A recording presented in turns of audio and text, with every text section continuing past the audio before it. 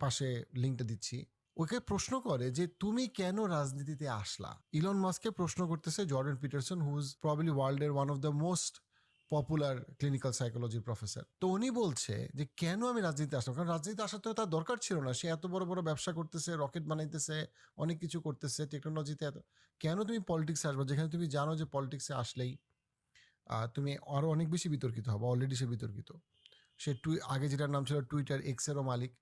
সে তখন বলে যে আমি রাজনীতিতে আসছি কারণটা হচ্ছে আমার সন্তানকে woke ভাইরাস মেরে ফেলছে। So I wondered what's motivated you. So my son Xavier is dead, killed by the woke mind virus. আমি আবার বলি, ইলন মাস্ক বলতেছে আমার সন্তানকে woke ভাইরাস, woke মাইন্ডসেট মেরে ফেলছে, এবং সেইখান থেকে আমি বুঝতে পারছি এটা হইতে পারে না। অর্থাৎ সে একটা ইস্যুতে সে প্রচণ্ড পরিমাণে ট্রিগার্ড হয়েছে, তার কাছে মনে হয়েছে না এটা সমাজে চলতে পারে না। That is Y Elon Musk বলছে আমি টুইটারও কিনছি। খুব ইন্টারেস্টিং পয়েন্ট, আমি টুইটারও কিনছি। ওই ইন্টারভিউতে উনি বলছে, যেটাকে উনি পরবর্তীতে এক্স নাম দেয়, এবং তারপরে সে ট্রাম্পকে সাপোর্ট করা স্টার্ট করে, হিউজ ডোনেট করে ট্রাম্পের ক্যাম্পেইনে থেকে woke ভাইরাস। এখানে প্রশ্ন হচ্ছে কি তার সন্তানের ঘটনাটা কি, woke ভাইরাস জিনিসটা কি, একটু আস্তে আস্তে আমরা বুঝি। এটা খুব ইম্পর্টেন্ট বিকজ এটা আমাদের সাথে ম্যাচ করে।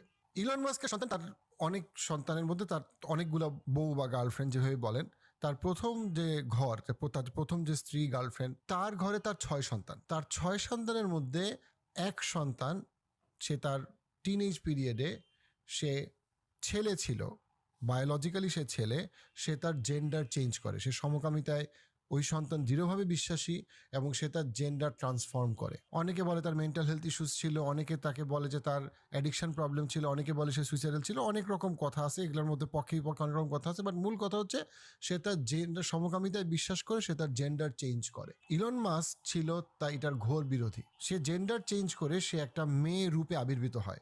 সে ছেলে ছিল এবং সে মেয়ে রূপে আবির্ভূত হয়, সে তার জেন্ডারকে চেঞ্জ করে এবং সে তার শরীরে হরমোন নেওয়া থেকে শুরু করে জেন্ডার ট্রানজিশনের যে সার্জারি সব কিছু, এবং তার নতুন নাম হয় ভিভিয়ান। এবং এইটা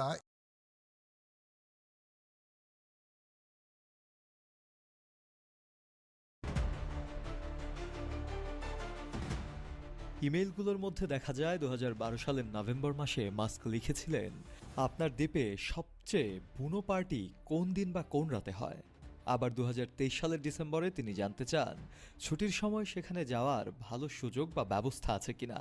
এ ধরনের ইমেইলগুলো থেকে ইলন মাস্ককে নিয়ে নানা ধরনের প্রশ্ন দেখা দিলেও এসব ইমেইলে কোনো বেআইনি কর্মকাণ্ডের প্রমাণ পাওয়া যায়নি।